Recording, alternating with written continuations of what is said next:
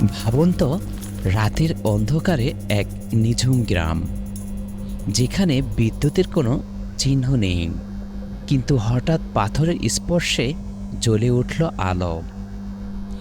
অবিশ্বাস্য শোনাচ্ছে, তাই না? কিন্তু ঠিক এমনই এক অসাধারণ কাজ করে দেখিয়েছে নাইজেরিয়ার কিশোর তোলানি ডেঞ্জার। কোনো বৈজ্ঞানিক গবেষণাগারে নয়, বরং নিজের গ্রামের ঘরেই এই অনন্য আবিষ্কার করেছেন তিনি। তার নাম ওলাদেজি আয়োমেডি হলেও সবাই তাকে চিনে তোলানি ডেঞ্জার নামে।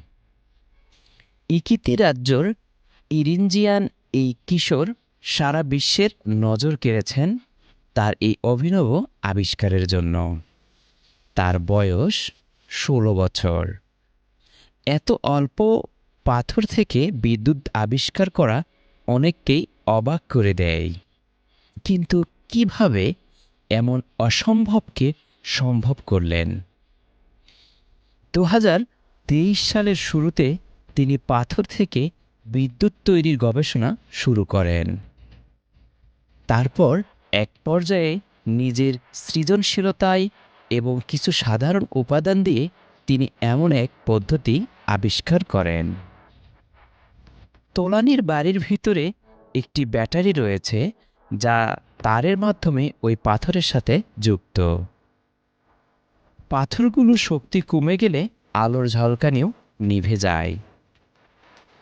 তোলানি আসলে একজন শখের ইলেকট্রিশিয়ান। স্কুল ছেড়ে এই কাজের প্রতি ভালোবাসা তাকে এত দূর নিয়ে এসেছে।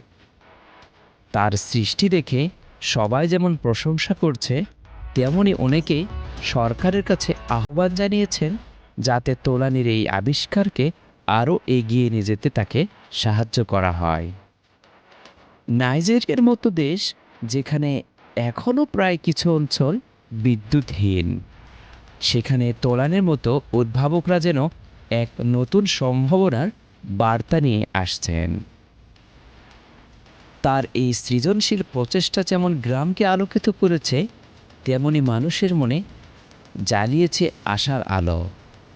তবে তোলানের এই উদ্ভাবন শুধু নিজের গ্রামের জন্য নয়, গোটা বিশ্বের জন্য এক গুরুত্বপূর্ণ বার্তা দেয়। সৃষ্টিশীলতা এবং উদ্ভাবন কখনোই সীমাবদ্ধ থাকে না, তা হতে পারে যে কোনো উপাদান থেকেই। M A Noman, tourism TV Bangladesh.